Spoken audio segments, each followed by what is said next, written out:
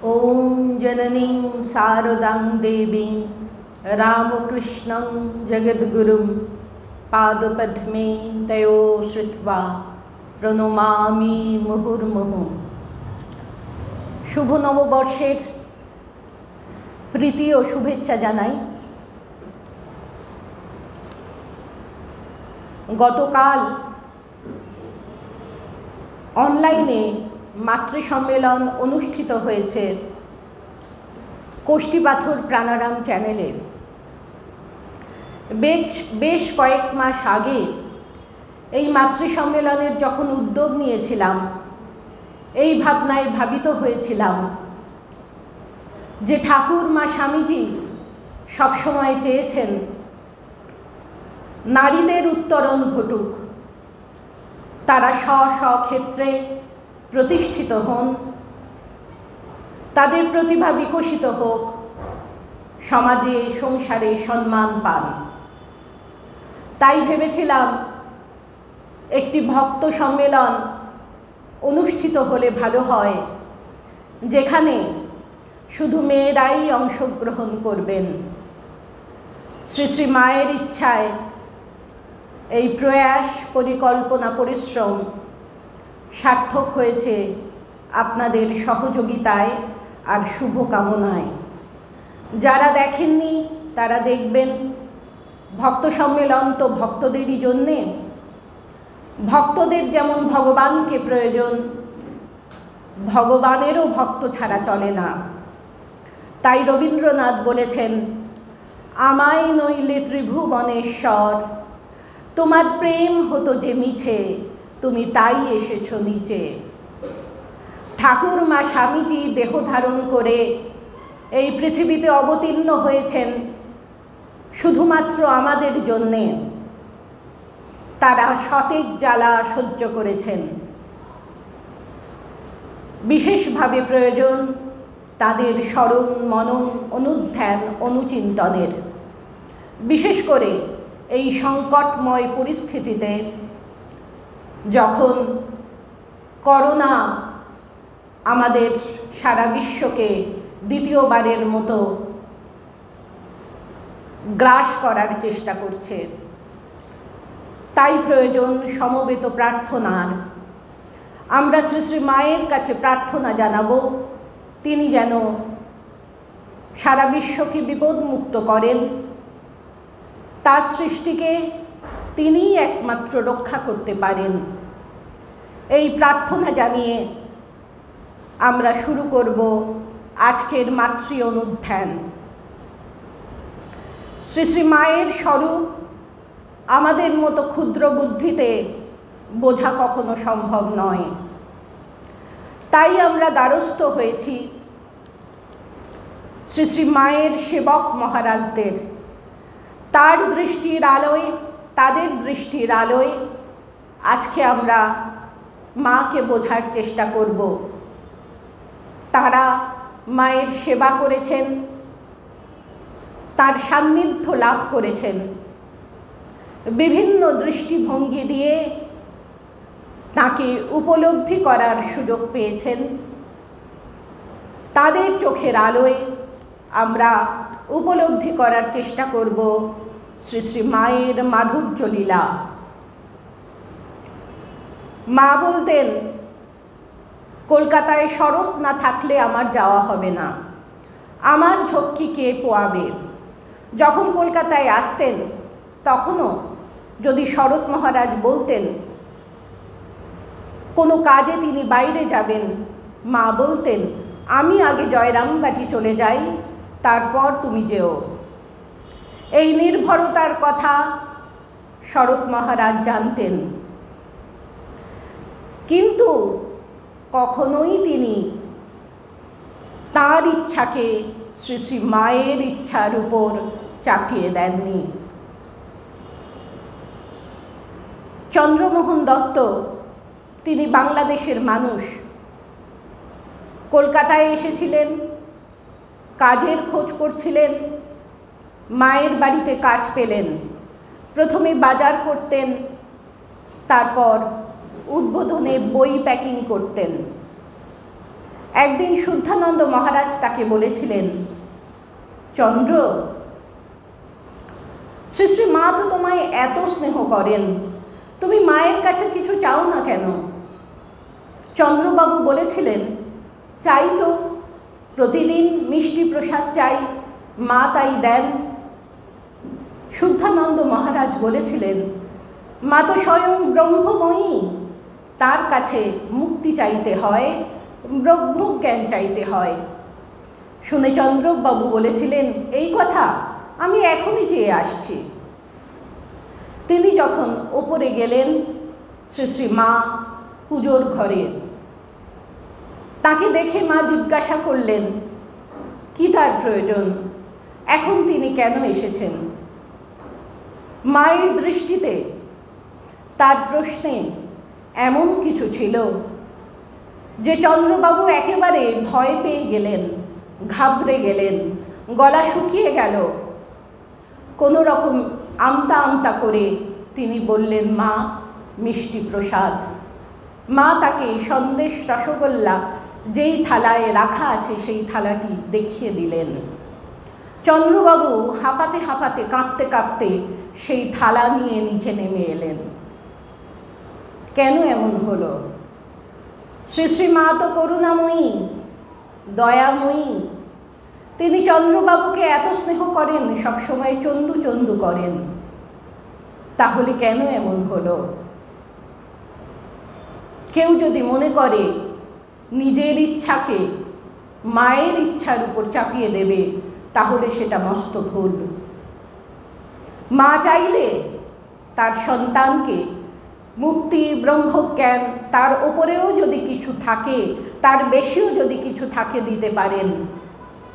কিন্তু সবসময় মনে রাখতে হবে, এই পৃথিবীটি চলছে ইচ্ছাময়ীর ইচ্ছায়। শরৎ মহারাজ মায়ের সেবা করেছেন মাতৃপূজার মতো করে। শুধু মায়ের সেবা করেননি তিনি, তার সঙ্গে মায়ের আত্মীয়দের সেবা এবং ভক্ত সেবা। শ্রী শ্রী মা তার লীলা সংবরণের আগে শরৎ মহারাজকে বলেছিলেন তাদের ভক্তদের দেখিয়ে,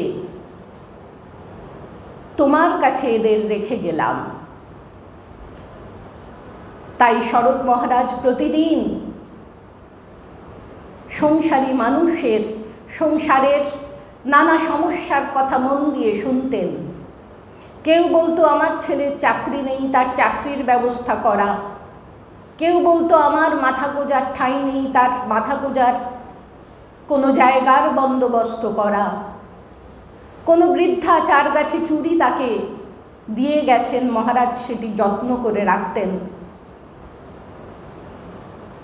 কোনো একাকী বিধবা তার গচ্ছিত 400 টাকা মহারাজকে দিয়েছেন, প্রতি মাসে সেটি ব্যাংকে পাঠিয়ে মহারাজ তার সুদ তাকে দিতেন। যারা দূরে থাকতেন, আসতে পারতেন না, তারাও চিঠি লিখে মহারাজকে তাদের সমস্যার কথা জানাতেন। মহারাজ লিখতেন, তোমাদের কথা আমি শ্রী শ্রী ঠাকুর ও শ্রী শ্রী মাকে নিবেদন করেছি, তোমরা শান্তি পাবে। অনেকে ঠাট্টার ছলে বলতেন উদ্বোধনে পাগলের আড্ডা, কারণ শরৎ মহারাজ কিছু অপ্রকৃতস্থ মানুষকে উদ্বোধনে থাকার ব্যবস্থা করেছিলেন। কিছু ভক্ত বলতেন, মহারাজ এদের আপনি কেন প্রশ্রয় দেন? মহারাজ বলতেন, আমি না দেখলে কে এদের দেখবে? এরা কোথায় যাবে? অহেতু নানো দয়সে সদোষান। শ্রী শ্রী মা সম্বন্ধে আমরা এটি বলে থাকি, অহেতুকি কৃপা তার। শরৎ মহারাজ শ্রী শ্রী মায়ের প্রতিনিধি, তারও ছিল এই রকম অহেতুকি ভালোবাসা। তার ভালোবাসা সকলের উপর বর্ষিত হতো।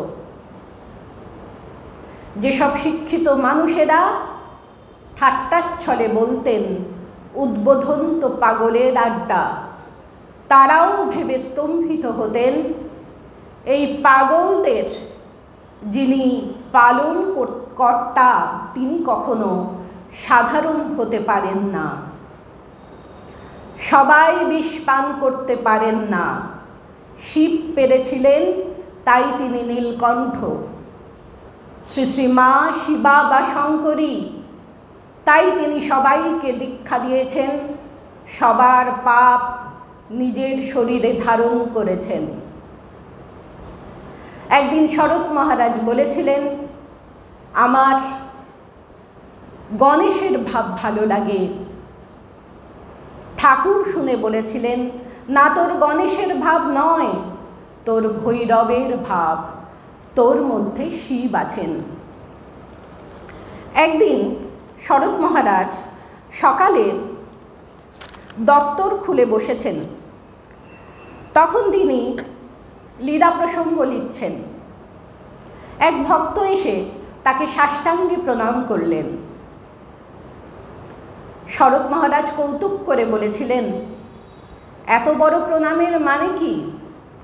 ভক্তটি বলেছিলেন, মহারাজ, আপনাকে প্রণাম করব না তো কাকে প্রণাম করব? শরৎ মহারাজ বলেছিলেন, তুমি যার কৃপা পেয়েছ, আমি তারই মুখপানে চেয়ে বসে আছি। তিনি ইচ্ছা করলে এখনই আমার আসনে তোমাকে বসিয়ে দিতে পারেন। তিনি মনে করতেন তিনি যা অর্জন করেছেন তা তার যোগ্যতায় নয়। এমনই নিরভিমানী তিনি ছিলেন। তিনি মনে প্রাণে বিশ্বাস করতেন সেটি সম্ভব হয়েছে মায়ের ইচ্ছায়, শ্রী শ্রী মায়ের কৃপায়।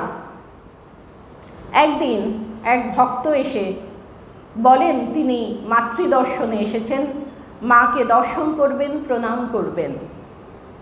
শরৎ মহারাজ বলেন, এখন প্রণাম হবে না, মা ক্লান্ত বিশ্রাম করছেন। ভক্তটি রেগে গিয়ে বলেন, মা কি আপনার একার? সে মহারাজকে ঠেলে দিয়ে উপরে উঠে মাকে দর্শন করে, প্রণাম করে। তারপর তার মনে অপরাধ বোধ জাগে। তখন সে এসে মহারাজের কাছে ক্ষমা প্রার্থনা করে।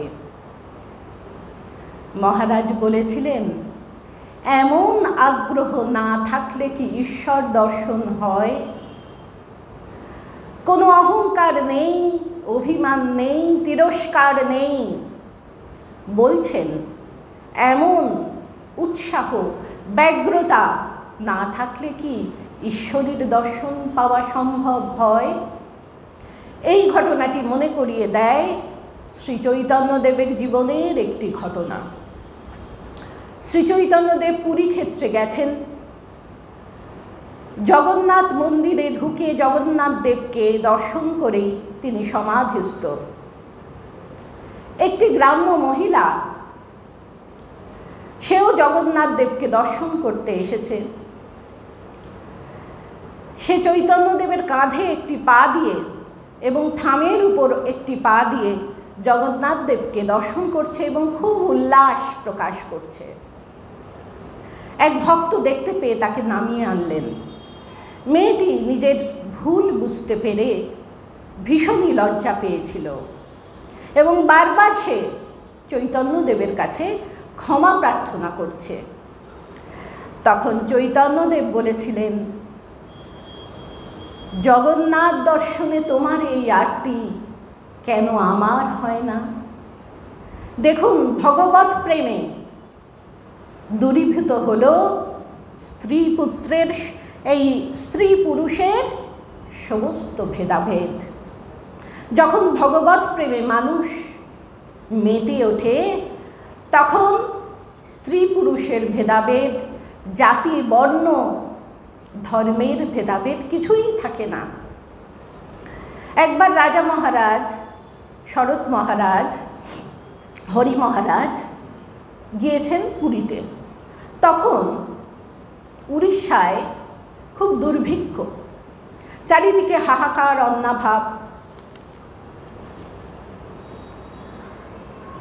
তিনি শ্রী শ্রী মাকে চিঠি লিখেছিলেন শরৎ মহারাজ যে উড়িষ্যাবাসীর এমন কষ্ট, আপনি কৃপা করুন মা, আপনি রক্ষা করুন। সেই চিঠি যখন শ্রী শ্রী মাকে পড়ে শোনানো হয়, তখন মা শরৎ মহারাজের প্রশংসা করে বলেছিলেন, শরতের দিল দেখেছ? নরেনের পরেই শরতের দিল। ব্রহ্মজ্ঞ পুরুষ অনেক আছেন, কিন্তু এত বড় প্রাণ কোথাও পাবে না। পরের দুঃখে প্রাণ কাঁদা, সকলকে অন্নদান করছেন, সকলকে পালন করছেন। একবার কোয়ালপাড়ায় মা অসুস্থ হয়ে পড়েছিলেন। শরৎ মহারাজ, কিশোরী মহারাজ আর ভূমানন্দ মহারাজ আর ডাক্তার কাঞ্জিলাল গিয়েছিলেন। প্রথমে শরৎ মহারাজ যাননি, তিনি পাঠিয়েছিলেন কিশোরী মহারাজ, ভূমানন্দ মহারাজ আর ডাক্তার কাঞ্জিলালকে। মা যখনই জ্বরের ঘোরে থাকেন তখনই বলেন, শরৎ এলো না। আর জ্বর যখন থাকে না, ভূমানন্দ মহারাজ জিজ্ঞাসা করেন, মা শরৎ মহারাজকে খবর পাঠাই? মা বলেন, না, এখানে ভীষণ গরম, বাছার আমার কষ্ট হবে। 3-4 দিন ডাক্তার কাঞ্জিলালের ওষুধেও যখন জ্বর কমল না, তখন শরৎ মহারাজকে খবর দেওয়া হলো। শরৎ মহারাজ এসেই মায়ের ঘরে চলে গেলেন। মা যে খাটটিতে শুয়ে আছেন, তার সামনের খাটটিতে তিনি বসলেন। মা যেন কিছু হাতড়াচ্ছেন, তাই দেখে শরৎ মহারাজ জিজ্ঞাসা করলেন, মা কেন এমন করছেন? ডাক্তার কাঞ্জিলাল বললেন, মায়ের হাতে পায়ে খুব জ্বালা, তাই ঠান্ডা জিনিস ধরবার চেষ্টা করছেন। শরৎ মহারাজের গা ছিল খুব ঠান্ডা। তিনি জামা খুলে মায়ের হাত দুটি ধরে নিজের শরীরে যেই রাখলেন, মা একটা শান্তির নিঃশ্বাস ফেললেন। পরমা প্রকৃতি, যার স্পর্শে নিজের গায়ের জ্বালা জুড়ন, তিনি যে কত বড় আধার, সেটি ভেবে আমরা কুল কিনারা পাই না। শরৎ মহারাজের সঙ্গে শ্রী শ্রী মায়ের ছিল এমনই অলৌকিক দিব্য সম্পর্ক। মা চেয়েছিলেন বলেই শরৎ মহারাজ মায়ের ভাইদের যখন সম্পত্তি ভাগ বটোয়ারা হলো, তখন তিনি মধ্যস্থতা করেছিলেন। সাধারণ গৃহীর ক্ষেত্রে যা হয়, স্বার্থের দ্বন্দ্ব, মারামারি, কাটাকাটি সব কিছু হয়েছিল। ভূমানন্দ মহারাজকে শরৎ মহারাজ বলেছিলেন, দেখো মায়ের ভাইরা কি না করছেন, অথচ মাকে দেখো অবিচলিত, তার মন যেন এসব কিছুর ঊর্ধ্বে। শরৎ মহারাজ সম্পর্কেও প্রত্যক্ষদর্শীরা একই কথা বলতেন, শুধু তিনি বিচলিত হতেন যখন মা অসুস্থ হতেন। রোগ ভুগে ভুগে শ্রী শ্রী মা এমনই বিরক্ত হয়েছিলেন যে বলেছিলেন, জীবনে ঘেন্না ধরে গেল, এখন শরৎকে কোলে নিয়ে চলে যাব। এই কথা শুনে মহারাজ অস্থির হয়ে উঠেছিলেন। ডাক্তার, কবিরাজ, হাকিম কিছুই বাদ পড়েনি। মায়ের বাড়িতে কালী, তারা, ভুবনেশ্বরী, ছিন্নমস্তা ও কমলা, 10 মহাবিদ্যার এই 5টি মহাবিদ্যার পূজা হয়েছিল এবং 5টি গ্রহেরও পূজা হয়েছিল। বাগবাজারে সিদ্ধেশ্বরী তলায় চণ্ডীপাঠ হয়েছিল। বারাসাতের মহাশ্মশানে বিধিমতে শান্তি সস্তয়নেরও ব্যবস্থা হয়েছিল। এ যেন মাতৃগত প্রাণ, এক অসহায় শিশু আপ্রাণ চেষ্টা করে চলেছে মাকে ধরে রাখার। তার বড় ভয় পাছে মাকে হারাতে হয়। শেষ অসুখের সময় শ্রী শ্রী মায়ের বড় অরুচি হয়েছিল। তিনি কিছুই খেতে চাইতেন না। সরলা দিদি তার সেবা করতেন। পরে যিনি ভারতী প্রাণা মাতাজি সারদা মঠের প্রথম অধ্যক্ষা হয়েছিলেন, তিনি মাকে সেবা করার অনেক সুযোগ পেয়েছিলেন। তা মা বলছেন, তোর কেবল মা খাও আর বগলে কাঠি দেওয়া, মানে থার্মোমিটার দেওয়া, আমি খাবো না। কিছুতেই মা রাজি হচ্ছেন না। তাই শরৎ মহারাজকে ডাকতে হলো সেই রাতে। শরৎ মহারাজকে দেখেই মা নালিশ করার মতো করে বলছেন, বাবা এরা সব সময় আমায় বিরক্ত করে। মহারাজ বললেন, মা কেউ আপনাকে বিরক্ত করবে না। কিছুক্ষণ পরে মহারাজ বলছেন, মা একটু খাবেন? সরলাদি যেই দুধ আনলেন, মায়ের আবার সেই বায়না, আমি দুধ খাবো না।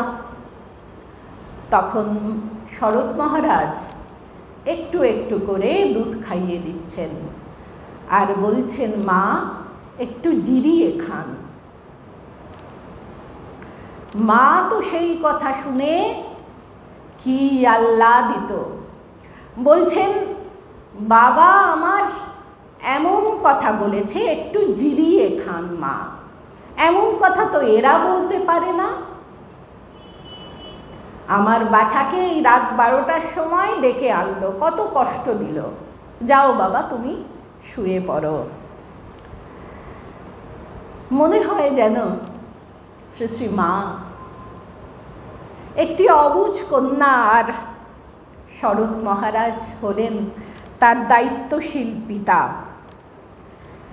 পিতা কন্যার এই মর্মস্পর্শী সংলাপে অনেকেই মুগ্ধ হতেন। স্বামী গঙ্গানন্দ মহারাজ তিনি একদিন এক ব্যক্তির সমালোচনা করছিলেন, যিনি মায়ের কাছে আশ্রয় পেয়েছেন। শরৎ মহারাজ শুনে বলেছিলেন, এমন কথা আলোচনা করা উচিত নয় যাতে ভক্তির হানি হয়। মায়ের কাজ আমরা কি করে বুঝব? হয়তো 10 বছর পরে এই লোকটি মহাপুরুষ হয়ে গেল, তখন তোমরাই বলবে, হবে না, কার কাছে দীক্ষা নিয়েছিল দেখতে হবে। মা কখন কাকে কোন পরিস্থিতির মধ্যে দিয়ে নিয়ে গিয়ে তার উত্তরণ ঘটান সেটি শুধু তিনিই জানেন। মায়ের প্রতি তার এই শরণাগতি, এই ভক্তি, এই বিশ্বাস অন্যকেও প্রভাবিত করত। মায়ের অসুখের সময় ডাক্তার প্রাণধন বসু তার চিকিৎসার জন্য আসতেন। তিনি একজন তখনকার দিনের স্বনামধন্য ডাক্তার, গাড়ি ভাড়া নিতেন, ভিজিট নিতেন। কিন্তু শরৎ মহারাজের মায়ের প্রতি এই ভক্তি বিশ্বাসের পরিচয় পেয়ে তিনি একদিন কৌতূহল প্রকাশ করলেন, আমি কার চিকিৎসা করছি? মা বললেন, আপনি পরমহংসদেবের সহধর্মিনী আর আমাদের রামকৃষ্ণ সংঘের সংঘ জননীর চিকিৎসা করছেন। তারপর থেকে তিনি ভিজিটও নিতেন না, গাড়ি ভাড়াও নিতেন না। জোর করে দিতে গেলে বলতেন, তোমরা তো অনেক সুযোগ পেয়েছো সেবা করার, আমাকে একটু সেবা করার সুযোগ দাও। একদিন যোগেন মা বলেছিলেন, শক্তির শক্তি বেশি। শ্রী শ্রী ঠাকুরের শক্তি শ্রী শ্রী মা, তার মানে বলা হচ্ছে শ্রী শ্রী মায়ের শক্তি বেশি। এবং শরৎ মহারাজ মাথা নেড়ে সায়ও দিয়েছিলেন। শ্রী শ্রী মা যখন কোঠারে ছিলেন তখন তার সেবা করতেন আশুতোষ মিত্র। সেই সেবক মহারাজের সঙ্গে কোঠারের পোস্টমাস্টার দেবেন্দ্রনাথ চট্টোপাধ্যায়ের বন্ধুত্ব হয়েছিল।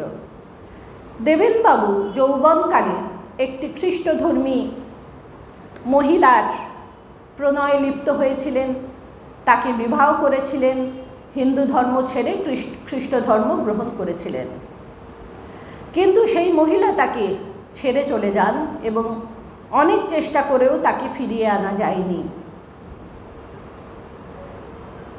বয়স বাড়ার সঙ্গে সঙ্গে দেবেনবাবু আত্মগ্লানিতে ভুগতেন।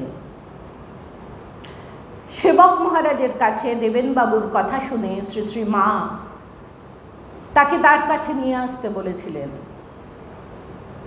মা তাকে দীক্ষা দিয়েছিলেন, প্রায়শ্চিত্ত করে উপবিদ প্রদান করে তাকে হিন্দু ধর্মে ফিরিয়ে এনেছিলেন। মা বলতেন, ঠাকুর বলেছেন, আমি আর কি করেছি, তোমাকে ঢের বেশি করতে হবে।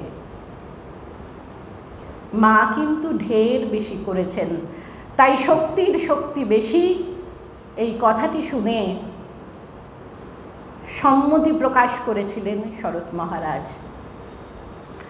শ্রী শ্রী মা বলতেন, শরৎ আর যোগিন আমার অন্তরঙ্গ। যোগানন্দ মহারাজ তিনি সাবর্ণ রায়চৌধুরী বংশের সন্তান, কিন্তু তার পিতা বিষয়ী ছিলেন না, তাই তারা বিত্তশালী ছিলেন না। কাজকর্মের ব্যবস্থার জন্যে কানপুরে গিয়েছিলেন মেসমশাইয়ের কাছে, কিন্তু যোগিন মহারাজ কোনোদিনই তার কাম কাঞ্চনে আসক্তি ছিল না। কানপুরে গিয়ে তার জীবন আরও অন্তর্মুখী হলো। গম্ভীর হয়ে থাকতেন, অন্যমনস্ক থাকতেন। তাই দেখে তার মেসমশাই তার মা বাবাকে চিঠিতে লিখলেন, সংসারী করো, না হলে পরে বিপদ আছে। তার বাড়ি থেকে পত্র এলো যে এক্ষুনি তুমি ফিরে এসো, বাড়িতে অসুখ। তিনি ফিরে গিয়ে দেখলেন বাড়িতে কেউ অসুস্থ নয়, তার বিবাহের ব্যবস্থা হয়েছে। তিনি একেবারেই সম্মতি জানালেন না, কিন্তু তার মা খুব কাঁদতে লাগলেন। বললেন, তোমার জন্যে না হোক আমার জন্যে তুমি বিয়ে করো, না হলে তোমার বাবার মাথা হেট হয়ে যাবে। মায়ের এই ক্রন্দনের কাছে, এই কান্নার কাছে তিনি হার মানলেন, তিনি বিবাহ করলেন। কিন্তু তার মনে একটি অপরাধ বোধ কাজ করত। ভাবতেন, আমি ঠাকুরের কাছে কি করে যাব? তিনি কাম কাঞ্চন ত্যাগী, আর আমি বিবাহ করেছি। কানপুরে যাবার আগে তিনি শ্রী শ্রী ঠাকুরকে দর্শন করেছিলেন। তার বাড়ি ছিল দক্ষিণেশ্বরের কাছে আড়িয়াদহে। বারবার তিনি দক্ষিণেশ্বরের কালীবাড়িতে গেছেন। একদিন তিনি কালীবাড়ির বাগানে একটি সুন্দর ফুল দেখে মালিস্থানীয় এক ব্যক্তিকে ফুলটি তুলে আনতে বলেছিলেন। সেই মালিস্থানীয় ব্যক্তিটিও ফুল তুলে এনেছিলেন, কিন্তু পরে তিনি দেখেছিলেন যে তিনি যাকে মালি ভেবেছেন তিনি পরমহংস। তিনি ঠাকুর তখন ছোট খাটটিতে বসে ঈশ্বরীয় প্রসঙ্গ আলোচনা করছেন। কেশবচন্দ্র সেন ঠাকুরের সঙ্গে সাক্ষাৎ করে, ঠাকুরের সঙ্গে দর্শন করে মুগ্ধ হয়ে তার সম্পর্কে ছাপিয়ে দিয়েছিলেন পত্রপত্রিকায়। তাই শিক্ষিত যুবকরা সেটি পড়ে জানতে পেরেছিলেন পরমহংসদেবের সম্পর্কে। কেউ বলতো পরমহংস, কেউ বলতো পাগলা বামুন। যোগীন মহারাজ ভাবলেন, পাগলা বামুন কি করে হবেন? তাহলে এত মানুষ মুগ্ধ হয়ে তার কথা শুনছেন। কিন্তু তিনি লজ্জা পেলেন, ভিতরে ঢুকতে তার সাহস হলো না। কিন্তু ঠাকুর তো অন্তর্যামী, তিনি বললেন বাইরে যারা আছে তাদের ভিতরে নিয়ে এসো। বাইরে শুধু তিনিই ছিলেন। ঠাকুর তাকে কাছে টেনে নিলেন, বললেন তুমি সাবর্ণ রায়চৌধুরী বংশের সন্তান, আমি কতবার তোমাদের বাড়িতে গেছি ইত্যাদি। বিবাহ করার পর যোগীন মহারাজের খুব অপরাধ বোধ জেগেছিল। ঠাকুর বারবার তাকে ডেকে পাঠাচ্ছিলেন, কিন্তু তিনি যাচ্ছিলেন না। তখন ঠাকুর বললেন যে ওকে গিয়ে বলো খাজাঞ্চির কাছ থেকে কিছু পয়সা নিয়েছিল, সেটা তো ফেরত দিতে আসবে। শুনে তার খুব খারাপ লাগলো। খাজাঞ্চির কাছ থেকে মাত্র 4 আনা 8 আনা তিনি নিয়েছিলেন। তিনি তো চোর নন, এত খারাপও নন, তিনি তো সেটা দেবেন। ঠাকুর এইভাবে তাকে বললেন। সঙ্গে সঙ্গে তিনি কালীবাড়িতে গেলেন এবং ঠাকুরকে তিনি অন্য রূপে পেলেন। ঠাকুর বললেন ঈশ্বরের আশীর্বাদ থাকলে লাখ বিয়েতেও কিছু হবে না। ক্রমে দক্ষিণেশ্বর ঠাকুরের কাছে তিনি যাতায়াত শুরু করলেন। একদিন তার মা বললেন বিয়ে তো করেছো, এবার কাজকর্মের ব্যবস্থা করো। যোগীন মহারাজ বললেন আমি তো বিয়ে করতে চাইনি, তোমরা জোর করে দিয়েছো। সেই শুনে তার গর্ভধারিণী বললেন নিজের ইচ্ছা না থাকলে কি জোর করে বিয়ে দেওয়া যায়? ব্যাস, সংসার তার কাছে বিষের মতো হয়ে গেল। ঠাকুরের কাছে যেতেন, রাত্রিবাস করতেন। একদিন রাত্রে তিনি দেখছেন পরমহংসদেব তার ঘরে নেই। কোথায় তিনি? আশেপাশেও নেই। নহবতখানার দিকে যাচ্ছেন, তখন চটাস চটাস করে জুতোর আওয়াজ হলো। ঠাকুর পঞ্চবটির দিক থেকে আসছেন। তাকে এভাবে দেখে বলছেন তুই এখানে? তারপর হেসে বলছেন বেশ বেশ,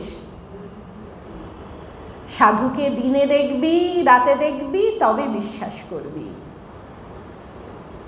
সেই দিন চন্দ্রালোকে যোগীন মহারাজ শ্রী শ্রী মাকে দেখেছিলেন সমাধিস্থা।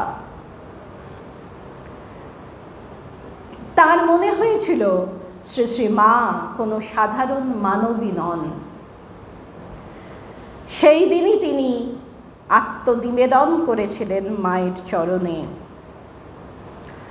মা বলতেন যোগেন আর শরৎ আমার অন্তরঙ্গ, যোগেনের মতো আমায় কেউ ভালোবাসত না, আমার ভার সবাই নিতে পারে না, পারত যোগেন আর পারে শরৎ। কখনো বলতেন ছেলে যোগেন হতে আমার দীক্ষা দেওয়া শুরু। ঠাকুরের লীলা সংবরণের পর মা যখন বৃন্দাবনে কালাবাবুর কুঞ্জে গিয়েছিলেন, একদিন তিনি সমাধিস্থ হয়েছিলেন এবং কিছুতেই তার সমাধি ভঙ্গ হচ্ছে না। যোগেন মহারাজ মায়ের কানে কানে মন্ত্র বলেছিলেন, তারপর তার সমাধি ভঙ্গ হয়। এবং ঠাকুর যেমন সমাধি ভঙ্গের পর বলতেন জল খাবো পান খাবো, শ্রী শ্রী মাও তেমনি বলেছিলেন এবং পানের সরু দিকটা দাঁতে কেটে ফেলে দিয়েছিলেন ঠিক ঠাকুরের মতো করে। যোগেন মহারাজ সেদিন সাহস করে মাকে কিছু প্রশ্ন করেছিলেন, যা শ্রী শ্রী মা জবাব দিয়েছিলেন। মহারাজকে যখনই কেউ প্রণামী দিতেন, মহারাজ সেটা জমিয়ে রাখতেন।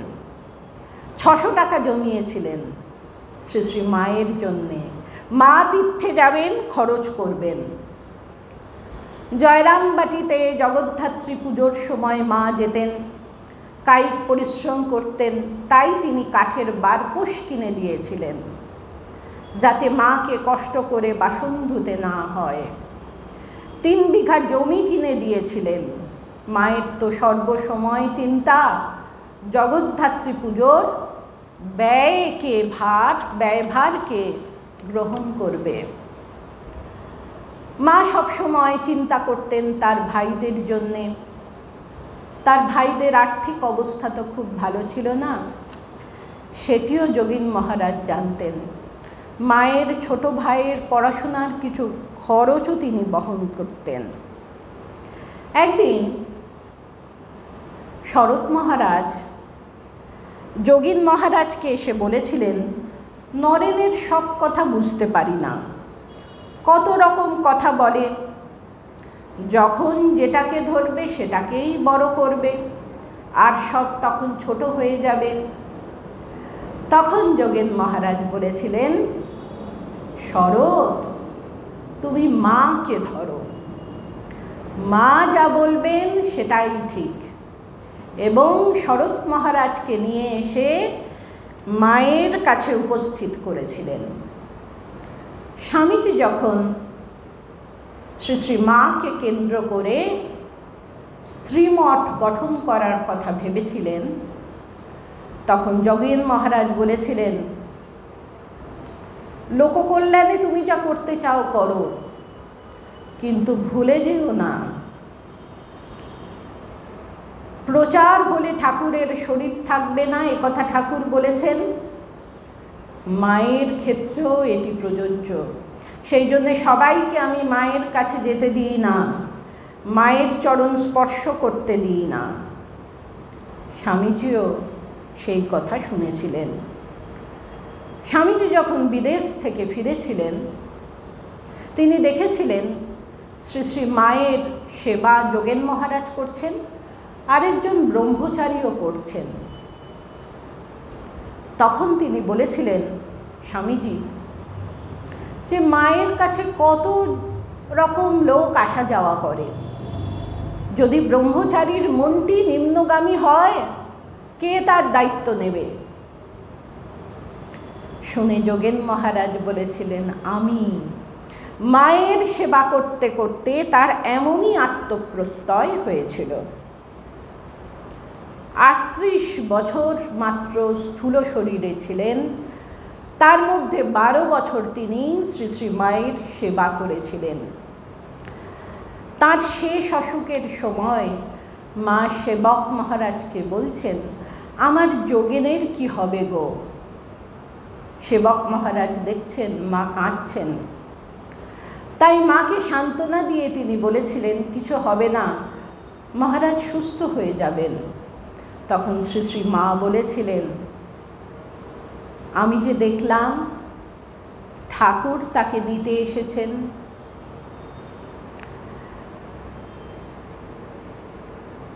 যোগেন মহারাজের শরীর চলে গেলে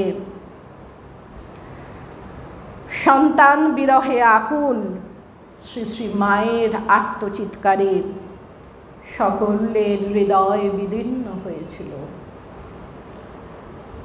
মা হারা সন্তানের কি আর্তচিৎকার, কি বেদনাদায়ক,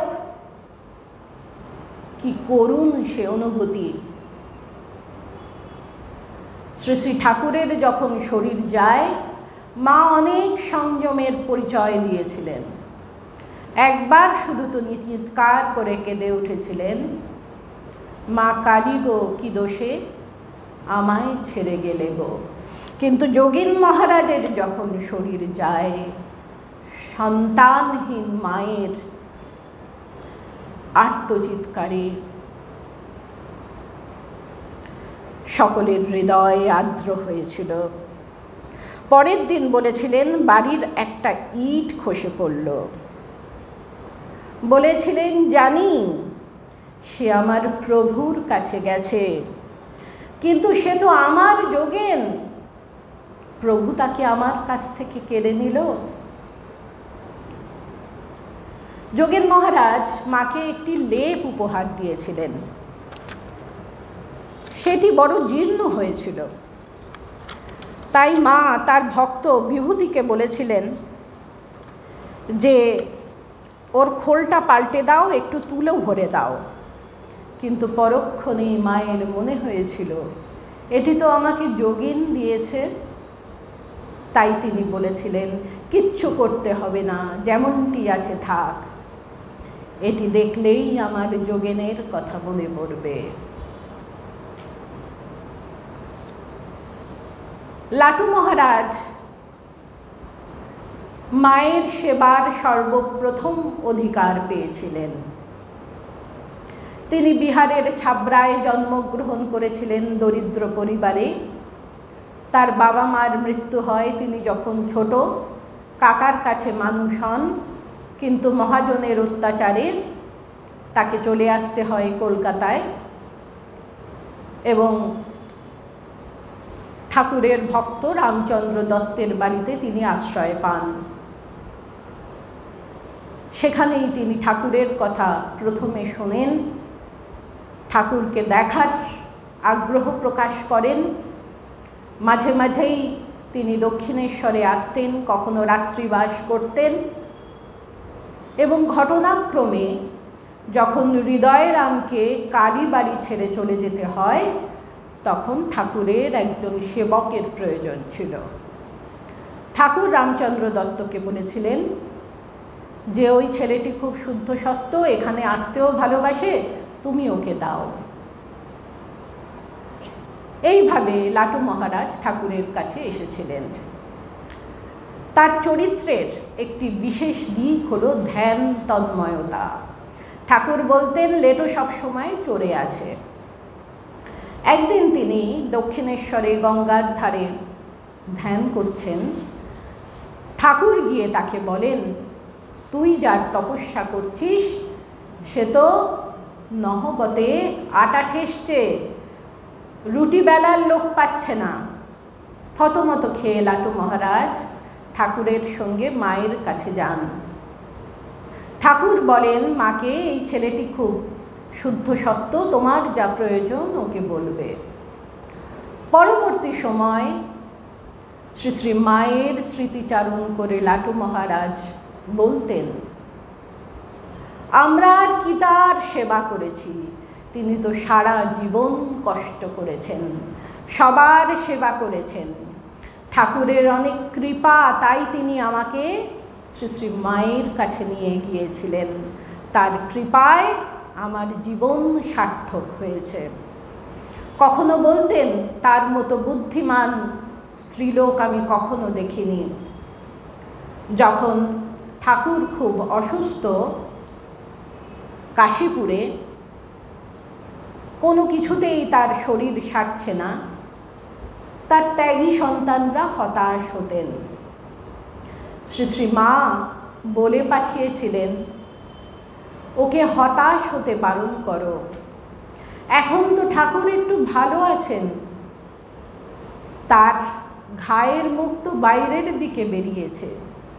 এইভাবে তিনি ঠাকুরের ত্যাগী সন্তানদের উৎসাহ দিতেন। ঠাকুরের যখন লীলা সংবরণ হলো, তার পুত শরীর নিয়ে আসা হলো কাশীপুর মহাশ্মশানে, তখন শ্রী শ্রী মায়ের কাছে ছিলেন শুধু লাটু মহারাজ।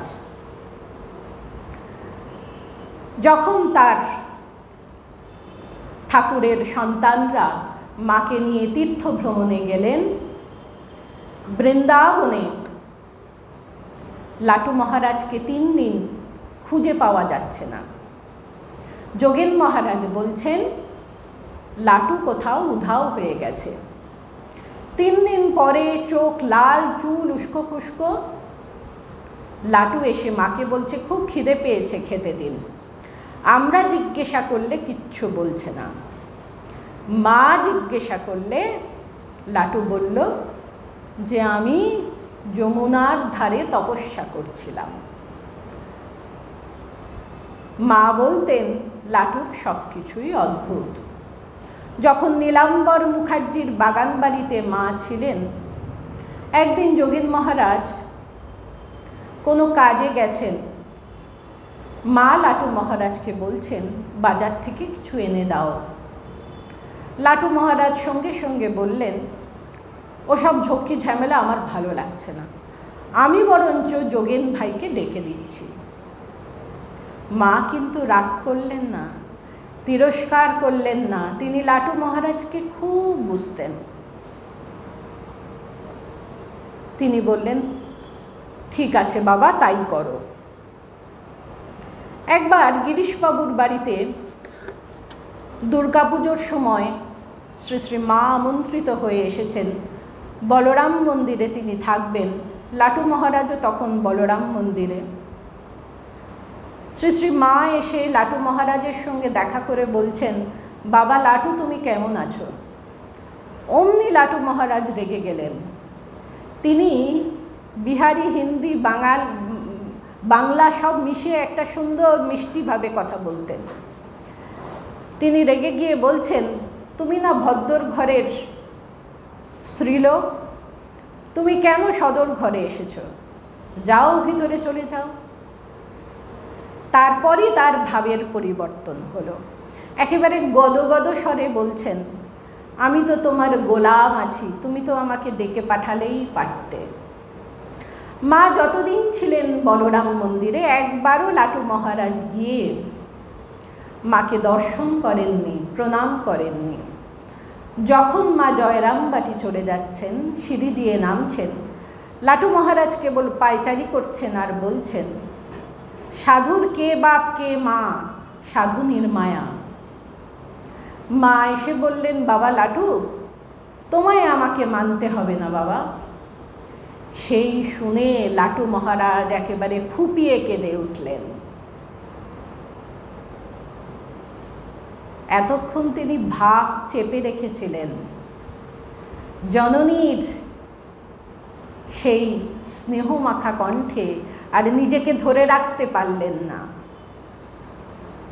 এ যেন মা সন্তানের এক দিব্য লীলা। লাটু মহারাজও কাঁদছেন, মাও কাঁদছেন।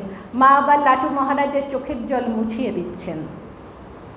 লাটু মহারাজ বলছেন, তুমি বাপের ঘরে যাচ্ছ, তুমি কাঁদছো কেন? কিছুদিন পরেই শরৎ গিয়ে তোমাকে নিয়ে আসবে।